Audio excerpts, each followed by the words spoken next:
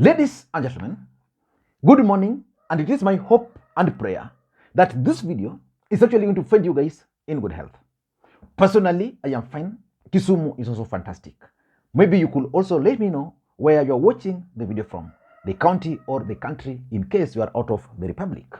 And for this particular video, I want to know the county you are watching it from. So in the comment section there, please just drop the comments, the county. Saitabao Ole Kanchori, who was Raila Odinga's chief agent during the last general election, released his much anticipated book, Why Baba is Not the Fifth.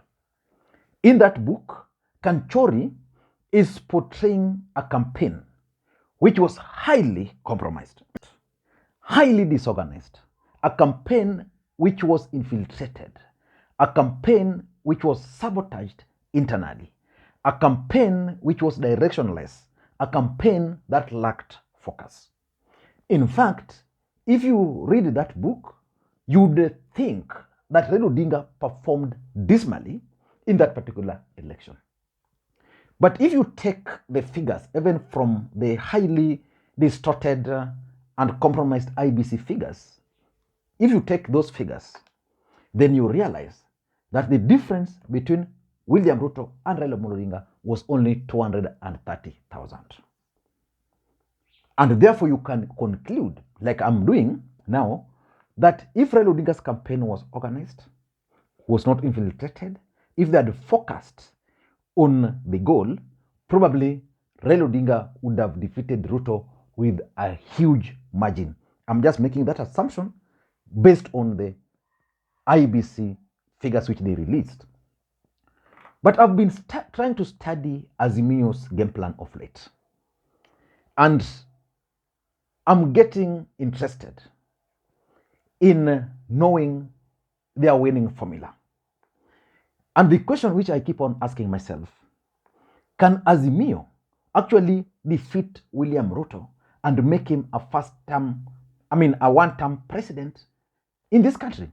Because if you look at the history of the Republic of Kenya, Moi served his full term, Kenyatta died in office, Kibaki completed his 2 terms, despite the fact that Raila Odinga clearly won.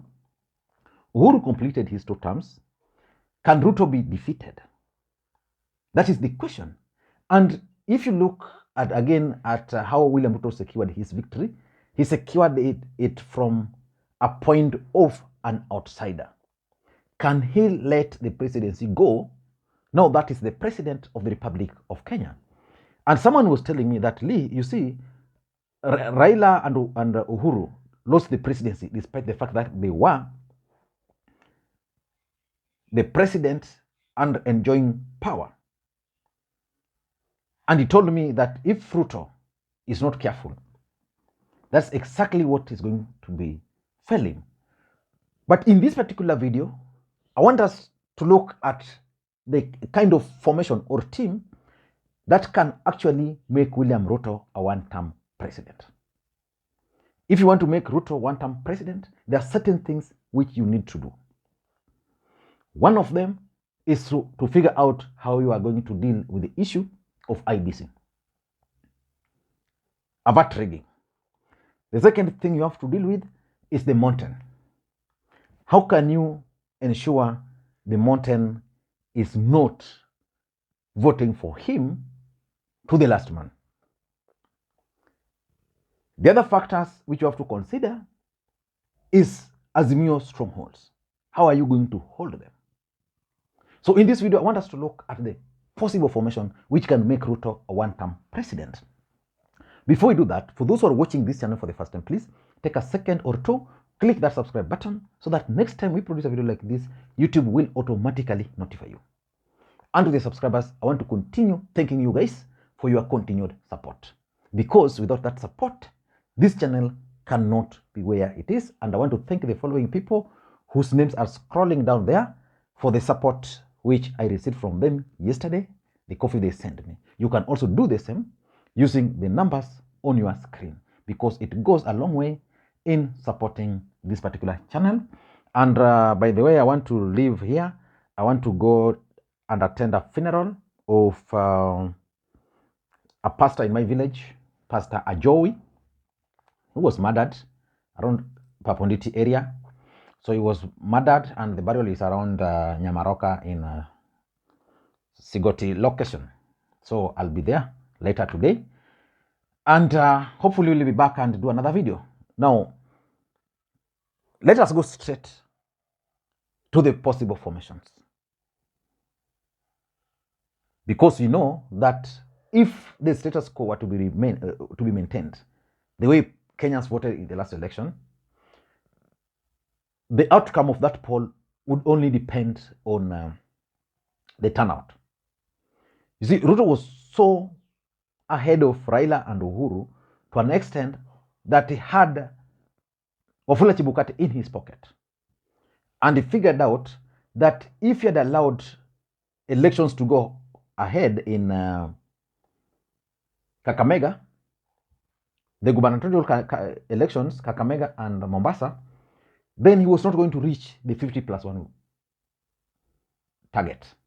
So the best thing he did, persuaded Wafula Chebukati to interfere with those elections.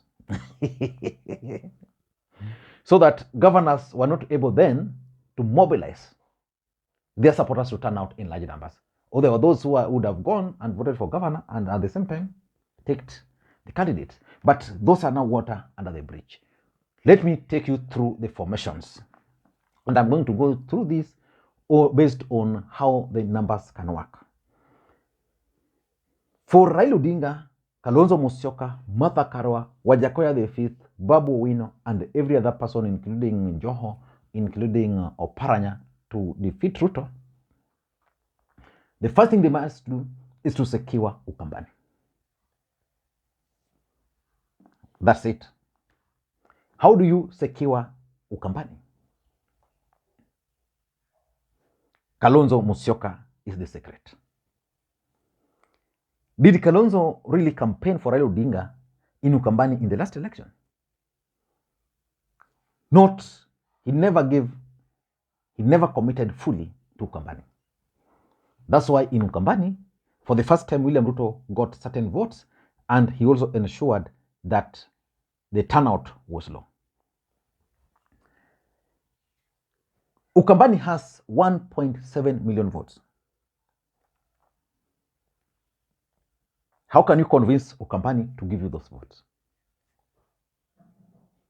You need two things. Kalonzo, then bring on board Mike Mbuvi Sonko. Azimio can decide that we are going to bring Kalonzo on board and make him a presidential candidate. If you make Kalonzo a presidential candidate, Ukambani will be done and dusted. They will vote for Kalonzo to the last man. The advantage with Ukambani is that they have the 3 counties, which is 1.7 million votes.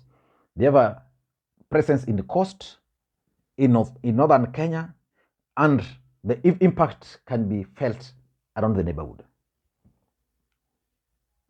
So you secure Ukambani, have Kalonzo presidential candidate. If not, have Kalonzo as the running mate. Because in Kenya Kwanza, their lineup is already close. So if Raila and his team wants to make Ruto a one-term president, that is what they need to do. Have secure Ukambani. So that's number one. So already I've mentioned Kalonzo Musyoka, either presidential candidate or a running mate. I've taken him. The next step is to go and secure Western Kenya. How do you secure Western Kenya? Western Kenya has Bungoma, Vihiga, Kakamega, and Busia. So for you to secure Western Kenya, you have Oparanya and Omalwa. Make one of them a presidential candidate. If not, make one of them a running mate. So you'll have Oparanya or Omalwa as running mate. Probably you have Kalonzo as the presidential candidate up there. Then you have Oparanya or Eugene as a running mate from Western Kenya.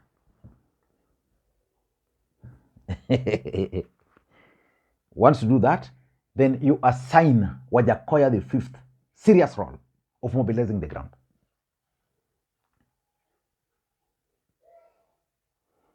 Then wait and see how things are going to unfold.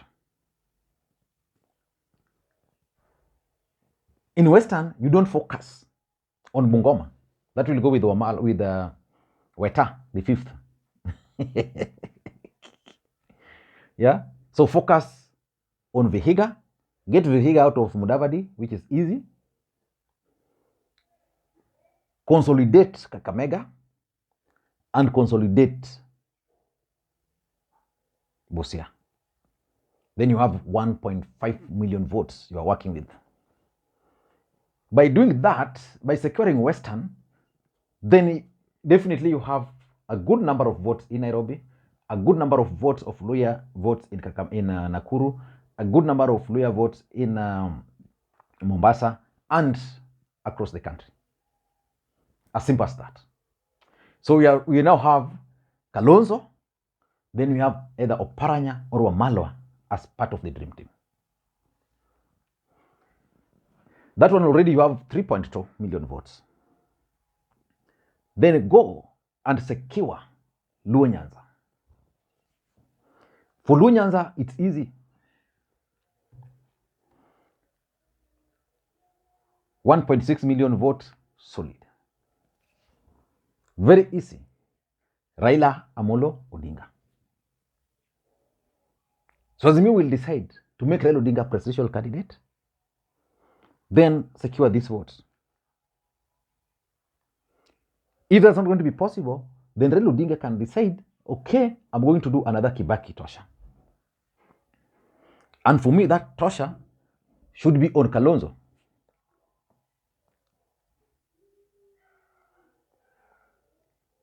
So make Kalonzo presidential candidate, then make Oparanya or Wamalwa the running mate. Then now, as Raila Odinga, have a campaign based on a prime minister slot.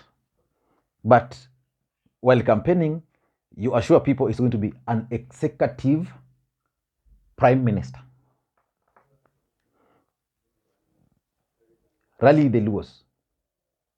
The advantage of the Luos is that they'll give you votes in Nairobi, they'll give you votes in other towns, Naivasha, Nakuru, Mombasa, Kilifi, they're all over. So then you have 1.6 million. So from 3.2, now you have 1.6, that is 4.8. That's a very good start. That's a very good start if Kalonzo, Weta, Raila, and Wamalwa or Oparanya can agree that the top three positions, we are going to share it like that. They are going into that election from a point of, that is 3.2, 1.6, that is 4.8. Then if you add, like Nairobi, you bring the 700 from Raila, that's already 5 million. So for me, that formation can easily secure victory for this team. You don't end it there. Then you go and secure Coast. Coast has 2 million votes.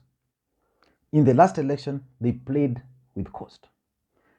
William Ruto managed to penetrate Coast a bit, but not much. There are counties in Coast where he could not even get 25%. And remember the kind of investment he placed in the coastal region. Already, currently, if you ask me, Ruto, I don't think is going to gain traction further in the coastal region because of mistakes which they are committing. I was just reading, I think, was it a post by, was it Kipchumba Murkomen or Moses Kuria, where they met with the top top KPA officials, Kenya Ports Authority officials in Mombasa, to discuss the issue of the port. In that meeting, high table there was the KPA MD, Honorable the Captain Ruto. There was Kipchumba Murkomen. There was another Kikuyu guy and Moses Kuria. So 4 people discussing the issue of the port, which is actually in Mombasa or in coast. No coastal region was on that high table. So those are some of the things which the people of course can actually take advantage of, because they were promised that these things were going to be given back to them. So they can target cost. And for cost, for me, the best thing they can do is to now give them either the Deputy Prime Minister, because Ruto has proved that these positions can be created. Create it. Give it to someone from the coast. Then play Raila Odinga card in the coast. Then offer the coast the Speaker of the National Assembly. Simple. Or just give them Prime Minister, then Speaker of the National Assembly or of the Senate, you promise some other place. Then you then go and secure Kisii.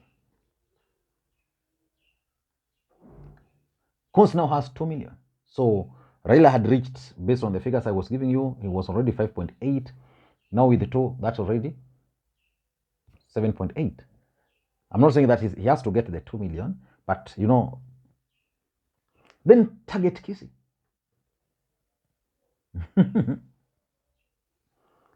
Target Kisii. Simple. Kisii has 1 million votes with the big number in the diaspora. Then what do you give Kisii? Make a promise to them. Revive Matiang'i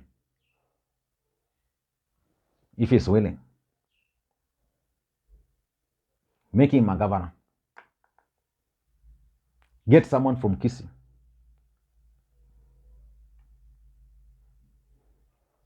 Take him to Nairobi. Make him a deputy governor in Nairobi. Then strategize for Mount Kenya. And for me, if I were Azimio, I'd strategize for Mount Kenya this time around differently.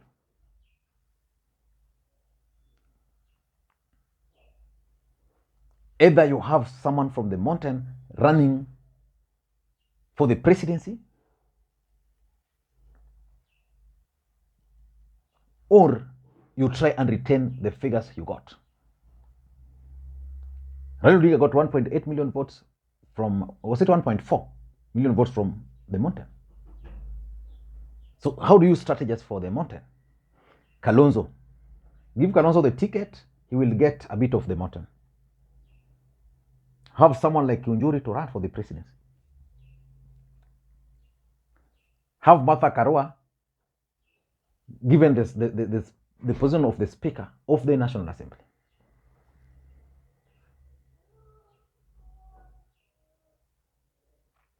Bring them to Nairobi County, not necessarily as a governor, but make some working arrangement with them, that this constituency, this constituency, this constituency, this constituency, this constituency. Then relax, sit and watch IBC. Protect the vote, watch IBC. The trophy will be home very early in the morning. But from that list, I want to read your formation. The team you think can deliver what I've just explained up there. Thank you guys, and may you have a good day. Bye-bye.